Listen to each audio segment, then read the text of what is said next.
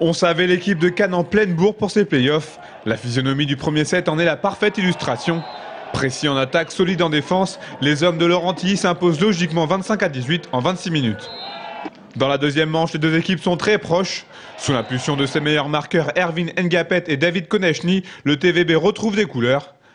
La fin de set est très serrée, mais finalement ce sont les Tourangeaux qui s'imposent 29-27. 3-2, on savait que physiquement on allait être un peu dépassé parce qu'ils sont 5 gros serveurs.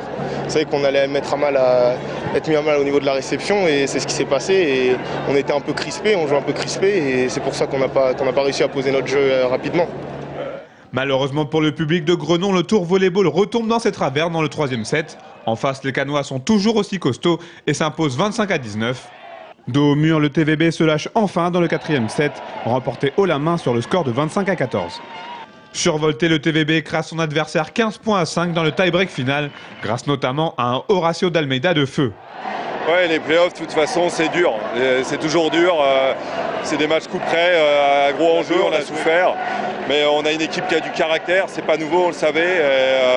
Elle est revenue dans le match. On a eu du mal. Loïc de Cargret nous a relancé, plus Horacio d'Almeida qui a fait une très grosse rentrée. Un joueur qui n'avait pas joué depuis un petit moment, mais qui a été très bon. Côté Cannois, en revanche, la déception est totale.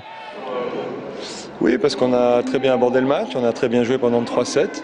Et après le gain du troisième set, on s'est arrêté de jouer. Et on avait l'impression qu'on avait plus de force, plus de jus, plus d'envie, qu'on était cuit, quoi. Alors, on s'est complètement arrêté de jouer. On s'est mis à douter sur des balles relativement faciles. On s'est mis en difficulté tout seul. Le match retour est prévu mercredi soir sur la Côte d'Azur. Les Tourangeaux aimeraient s'éviter une troisième manche décisive, histoire de s'octroyer une vraie pause en cas de finale à Coubertin le 14 mai prochain.